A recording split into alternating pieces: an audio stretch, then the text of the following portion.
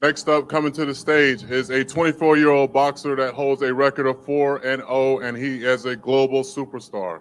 He is also the founder of Boxing Bullies, and he's accompanied here by his team, his boxing coach, BJ Flores, also here in attendance. Ladies and gentlemen, Mr. Jake Paul.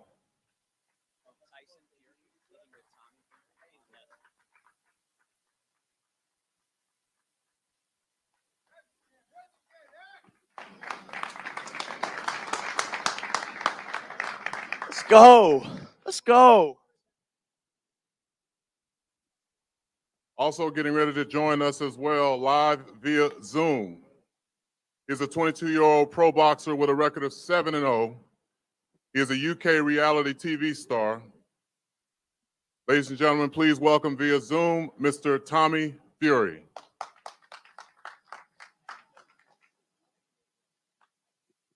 Okay.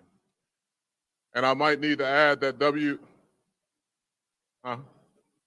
I'm sorry. And I do need to add the WBCC champion, world champion, Tyson Fury is also with him.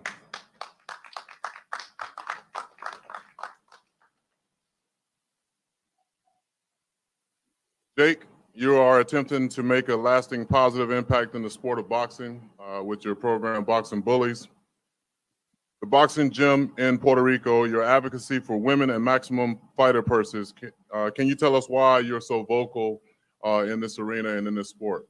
Yeah, look, Tampa Bay, thank you for having me. Look, the sport needed change. I came in and I saw how things were being ran, and it's not okay. You know, fighters need more pay. Women's boxing needs to be put on more of a pedestal, and I want to be able to give back. I've always given back since I was a kid, and that's why I dreamed of having a foundation as a young kid. And at 24 years old, I started Boxing Bullies with the mission of spreading awareness about stopping bullying. And if you are bullying, maybe turn to boxing and find a different path to give yourself confidence instead of tearing other kids down. Well, obviously, you've been no stranger in the YouTube world and along with your brother, doing promotions, cross promotions all across the board. Obviously, me being in WWE, you guys have had a taste of that world as well. What you bring a whole different brand of fans when you come into the world of boxing, and how do you feel that crossover has helped you in this career and building your following and helping the sport? And what do you want them to take from it? Look, I mean, at the end of the day, you know, this is a show business. There's the show and then there's the business. So I've mastered putting on a show. That's what I did my whole entire life, and I'm bringing that into the sport of boxing because there needs to be a little bit of spunk, and we're in a new digital age where content is king, and that's just what I happen to be good at. So I'm bringing content into boxing. I think every boxer should have YouTube channels, TikToks, be tweeting all the time, and making the fights more exciting for their opponents. If you're a boxer in today's day and age, you can't just be good in the gym. You got to be good all the way around, and I hope to be able to be the leading example of that. Well, you're definitely well on your way. You've had a couple of months to reflect on your last fight with Tyson Woodley. What are your takeaways from that fight, and what did you learn about yourself as a fighter along the way? Tyson Woodley is a punk. That's mainly what I learned. But look, it was my first real test that I passed. A 5-time UFC champion who, you know, dominated the UFC with his big overhand right. And he hit me with a shot in the 4th round that was nothing. I ate it very easily and kept on moving, found a way to win, and passed my first test in my 4th professional fight. You know, no one from Muhammad Ali to Mike Tyson to Floyd Mayweather was testing themselves as much as I was in my 4th fight. So I learned a lot about myself, what I'm capable of, and, you know, performing under pressure. And I look forward to bringing that experience into this next fight with this guy, wherever he is. I don't know where he's at, but I'm going to smoke him. Well, you talked about increasing your test each fight, and obviously you gradually increased the level of opposition, but you're taking a high risk and fighting a promising young fighter in Tommy very early in your development. Why Tommy Fury, and why is now the right time to fight him? With every fight, you know, I'm the people's champ. So with every fight, I'm giving the people what they want.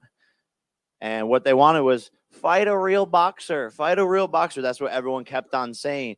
oh yeah, you beat a 5-time UFC champion in your fourth fight, but fight a real boxer. So here is a young kid, same age, same height, same weight, same reach, with a better record than me, who has been boxing his whole entire life, whose brother is the heavyweight champion of the world. He has a legendary name. He has the following. He has the star power. It's the perfect fight. And he's a real boxer. So when I knock out Tommy Fury on December 18th, right here at the Emily Arena, people will have nothing left to say. All the media, all the people out there who have doubted me and constantly had things to say about me years ago. Oh, Jake Paul is bad for boxing. Jake Paul is bad for boxing. I'm going to shut you all the fuck up. And you will put respect on my name after I beat this kid. Fight a real boxer, no fucking problem. Well, obviously you have been preparing to fight a pro boxer at this junction. Last time you were fighting an MMA fighter. What do you think the biggest challenges and the differences are between fighting a person in MMA as well as, or from the MMA versus a person that actually, as you said, is a very young and up and coming undefeated boxer? I mean, look, the way I see it is fighting Tyron Woodley is, he's an unorthodox fighter. It's two different styles. MMA guys come in with different types of striking. So when I'm fighting a boxer, it's going to be more of a chess match, more strategic, and we're going to be thinking a lot more in there versus the MMA guys just come out throwing overhand rights like you saw. So, we're switching things up in camp. We have a game plan, sticking to it. But I see a guy who is green. He doesn't have head movement. He can't fight going backwards. He's stiff. He's rigid. He has fast hands.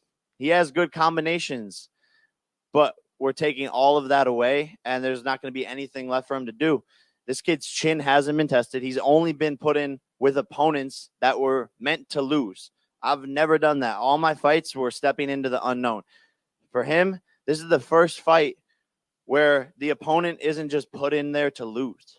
And so on the biggest stage possible, in front of millions of people, this young man will crack. He's not battle tested like me. He hasn't lived the life that I have. He hasn't gone through the shit that I've gone through. He's had a silver spoon in his mouth his whole entire life. He's doing this because his brother does it, because his dad told him to do it. This isn't something that he wants to do. If it were up to him, he would be an Abercrombie and Fitch model.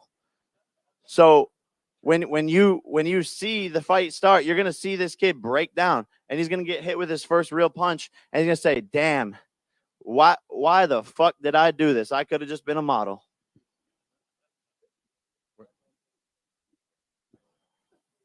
Are y'all still on the Zoom call? Because y'all are quiet like some bitches.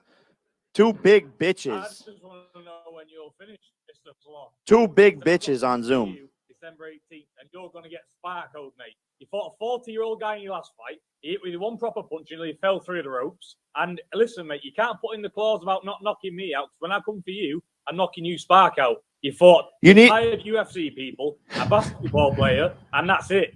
When you fight me December 18th, mate, you're getting knocked spark out. Because this is a step too far for you. Sloth with the biggest draw in the world I've ever seen. See you, stick to YouTube, because that's all you're good for. Because when it's not rigged and it's not set up in the contract, you lose. And I'm going to show you what losing feels like come December 18th. I know we're here via Zoom. But my question to you would be, why take this fight? The question to me, why I take this fight? I feel like I've won the lottery. You're asking me to fight absolute nugget on a massive world stage. You're going to pay me very nicely and comfortably. And all I've got to do is fight Jake Paul, a YouTuber. I'm going to splatter this man come December 18th. I've won the lottery, so I'm begging Jake Paul, please do not pull out. Please don't pull out. I never pull out ever. Ask my girlfriend. Because normally, when we get to this stage in boxing, you've got to fight for a world title. And you're asking me to fight a YouTuber. Sign me up, please. Don't pull out. Please don't. I'm begging you. Yeah. Tyron Woodley said the same thing, big guy. Hey. I ain't no 40-year-old UFC tired man.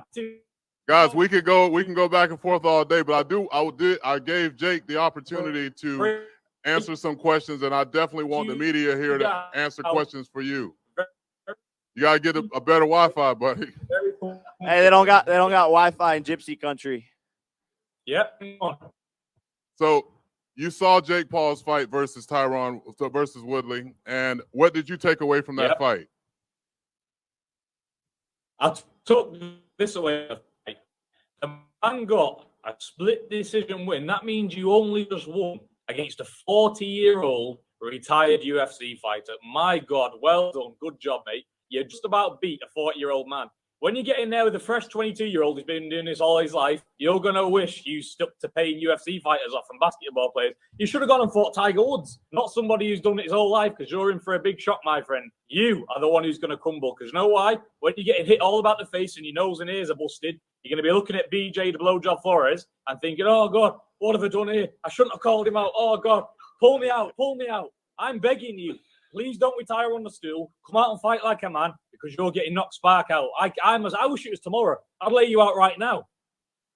So you're a pro boxer turned a reality star influencer. Jake Paul is conversely a self-proclaimed YouTuber turned pro boxer. Been very dominant in the sport up to this point, undefeated. You've been very dominant in the sport, undefeated. Can I finish? Can I finish? Oh, wow. Sorry. Can I finish? They got beef now. What you're saying, brother, is not right. Very dominant in the sport of boxing. He's fought two UFC. Who have you fought? Your opponents have a combined record of 12 and 250. Your opponents have a combined record of 12 and 250. They've all been put in there to lose. So, boxing, my friend. So you couldn't do shit to my sparring partner. You couldn't do shit to my sparring partner. You said you were knocking him spark out too. Don't touch me, sir. Tommy. You pussy. Tommy. Yes. Jake has obviously been on a huge stage. He's been all his fights have been big fights. How are you going to handle the public demands? How are you going to handle the public demands along with the massive stage that you're about to be on here on December the 18th, live from Amalie Arena on Showtime? Everyone keeps talking about the pressure and the people being there. I don't care about that. The 22, whatever it may be, 1,000 people in the arena, because there's only one man I'm looking at that night. I'm not taking in the crowd. I'm not taking anything. I'm coming over to Tampa Bay to do a demolition job and please the whole wide world. It don't matter how much pressure's on me. I don't care. Ever since I come into boxing, oh, that's Tyson's brother. Oh, let's watch him spar. Oh, he's having his first fight. Let's watch him. There's been pressure on me from the start. And just because there's a few more people there and a few more likes, I won't crack. Believe you me. It's in my blood. And I'm going to go out there and I'm going to shut this guy up for everybody in the world that's asking for it. Because this was a step too far. And I'm going to prove that on December 18th. You said the same shit when you fought my 5'5" sparring partner who was 15 pounds lighter than you. Your words mean nothing. Trouble. You've got to get one bad fight to get a good fight, haven't you? Keep thinking on that performance against Anthony Taylor. I'm begging you. It's bad nowadays, isn't it, where you've got to put on a bad show just to get a fight. It's terrible, isn't it? So keep banking on that, because honestly, come December 18th, you're going to feel the power. You're going to get knocked spark out. Bro, how many times are you going to say spark out? How many times are you going to say spark out? Tommy. Jesus Christ. Tommy, we also have your brother, Tyson Fury, who is a champion, on the line, and I don't want to leave this press conference without hearing his thoughts on this upcoming battle between you and Jake Paul on December 18th at Amalie Arena. Tyson, obviously, you have been on the global stage on numerous occasions, and obviously with sharing the stage at WWE. Thank you so much for gracing our sport with your presence. But what are your thoughts on Tommy Fury versus Jake Paul coming December 18th? I think it's a really good fight for all the kids and everybody who's watching around the world. There'll be a lot of people watching. A lot of people are interested in this fight. And you got two young, undefeated guys going El Mono in Tampa Bay. I'm really looking forward to it. It's going to be an excellent night. But I think Tommy will knock him out. And that's no disrespect to Jake Paul. But like I said to Tommy, if he can't knock Jake Paul out, fucking fly to a foreign country and stay there. Because he ain't coming home. You better book the ticket now.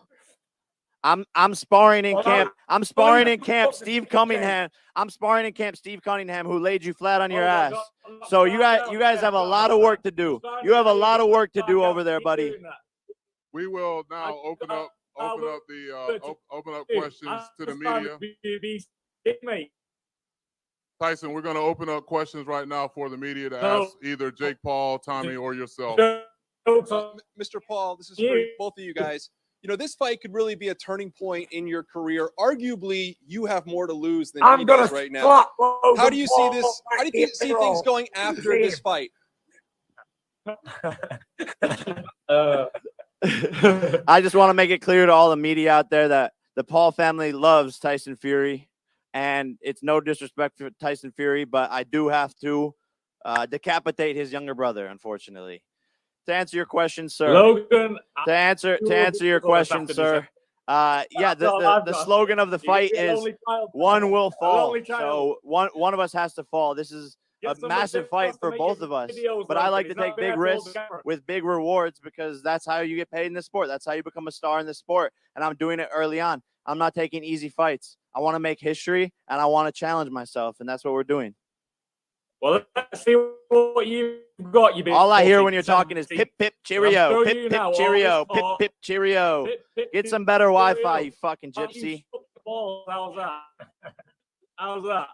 Hi, Jake. Annalise Bailey from USA Today. Last month, you said this was going to be your biggest challenge yet. Today, you're saying you're going to shut the media up, shut the Fury family up. Where does this never-ending confidence come from? Man, you know, I think you're just born with it or something. I don't know. I really don't know. I can't lose. It's not an option. And I've won my whole life at anything I decide to do. So I don't see why I can't take over the sport of boxing and become one of the biggest prize fighters in the world. As a man facing another man in the ring, I am prepared to die. So going in knowing that gives you the ultimate confidence because I'm not afraid of anything and nothing can stop me. When you fully accept that you will give your life in the ring to defeat somebody, it's really hard for another man to have that same type of energy. Talk about the bet you made on Twitter. Yeah, $500,000 on the line. If Tommy Fury wins, he gets the extra $500,000. When I win, he has to change his name to Tommy Fumbles. Oh, yeah. His brother's going to ship him off to an island, and they're going to disown him. So in the off chance you're going to win, as you say, what happens if you lose? Not an option. Next question. That'd be an option. Or else you're going to be pretty good, aren't you? My question is for Mr. Paul. Mr. Paul, sir, is it not true that you've hired the #1 radio personality, Mike Calta, to rub your shoulders in between rounds? This is a true statement. I spoke to him this morning on my radio interview in Tampa. Great guy, and I heard he's an expert in massage therapy, so he will be in the corner for the fight. Thank you, sir. Paul, how you doing, sir? Damon Gonzalez from Landbox Sports. Talk about your chemistry with BJ. You know, your last fight, we took notice right away that you sat on your punches and you punched with the puncher. You're not afraid of taking shots and giving them. Talk about that. Yeah, 100%. BJ and I have a great relationship, and that's first and foremost with your coach. You need to click, and we have since day one. And this has been a work in progress. You know, I have a long, long road ahead of me and a long way to get better. But it's day by day, twice a day in the gym, working hard and improving on the basic fundamentals and not letting anything slip through the cracks. Again, this will be my 5th fight. So, you know, on this big of a stage, we have a lot of pressure to perform and to fight like a true professional boxer. And that is why I've gotten so good in the past 18 months. I've only been doing this as a pro for 18, 19 months now. But because we have to rise to the occasion and because we're fighting on the biggest stages possible, that forces me to become great. Not just to flip the coin, but to keep it, to give it away. You know, you've went to Puerto Rico and you sparred against Enriquez and a lot of great young men in Puerto Rico. You've given back to the community many times and given gloves to kids over there. How humbling is that with your foundation to do exactly what you're doing at this stage? It's a dream come true. And when you give, you get. You know, when I'm out there with those kids, giving them boxing gloves, teaching them about boxing, I get so much hope, inspiration out of it. And it's truly one of the best things and greatest accomplishments I've had in my life. And I'm so lucky to be able to be in a position where I can give back. Jake, Josh Cassio with Fox 13 again. You could have fought anywhere in the world. Can you talk about how you guys chose Tampa for this fight? I mean, baby, Florida is one of the greatest states in the world. Shout out to Governor DeSantis, baby. I mean, it's beautiful. Look at the weather. Look at the view. And home of the Buccaneers, home of the Lightning. You know, when we first were talking with the Amalie Arena, they were super generous, super kind. They wanted us to come here. They got me my own 69 number jersey. I mean, I don't see there's any better place to do the fight other than Tampa, Florida. Go Bucks. And real quick, have you thought about the next fight? Who is on the list after Tommy Fury? Just about everyone and their mother. You know, everyone wants to fight Jake Paul. They all want a payday. They all want to get on the Zoom calls and be like, I'm going to do what the world wants. I'm going to knock out that bloody blonde head kid and you get him out of there. Everyone wants to fight me. So really whoever I want. And this is just the start of a burgeoning career. I'm on fire, baby.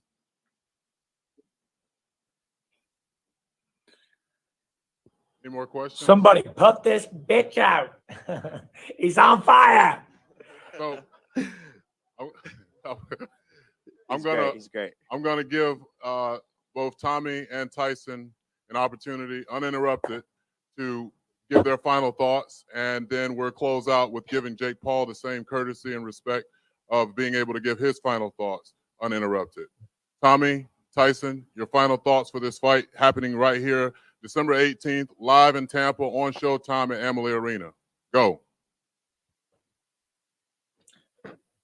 My final thoughts on this fight is, you know, Jake Paul is only in this for a bit of money, and that's it. When he clocks how hard this game really is, he's going to find out why the hell did he choose this path to go down. Let me tell you that for a fact, because I've been in this job my whole entire life. I've been smashed to bits in the gym by big heavyweights. I know what it's like to be it. This man hasn't been cracked. He's a newborner to this game. And when he gets smashed and he sees all lights, he's going to think, oh, what's gone wrong? But I'll tell you now, everybody's just having Jake Paul in this argument because he's got 20 million followers. He's this big global superstar. Strip him down to nothing. And what is he? He's another bum who I'm going to annihilate and I'm going to knock out and advance on my career. Because I'm looking way past this idiot. He's not even coming into my thoughts. I'm interested in being a world champion, like I've said, since I turned pro. December 18th, I take this fight for a commercial reason because it does nothing for my boxing reputation, absolutely nothing. In fact, it even makes me go backwards. So I'm just going to do what everybody wants me to do and knock this fool out. And December 18th, mark my words, Jake Paul will lose his first fight and he will never, ever box again. Mark my words. Ladies and gentlemen, that was Tommy Fury. Now, with the final mic drop moment, first off, I want to say thank you for being here, actually in person, as well as all the stuff that you do. Me being a person that loves giving back, coming from humble beginnings, what you're doing with your platform is amazing. Now, your final thoughts about this fight on December 18th at Amalie Arena versus Tommy Fury. Tommy's girlfriend's a catfish. There you have it. Final words from Jake Paul, ladies and gentlemen. Thank you all for coming out. December 18th, Amalie Arena, live right here. Jake Paul.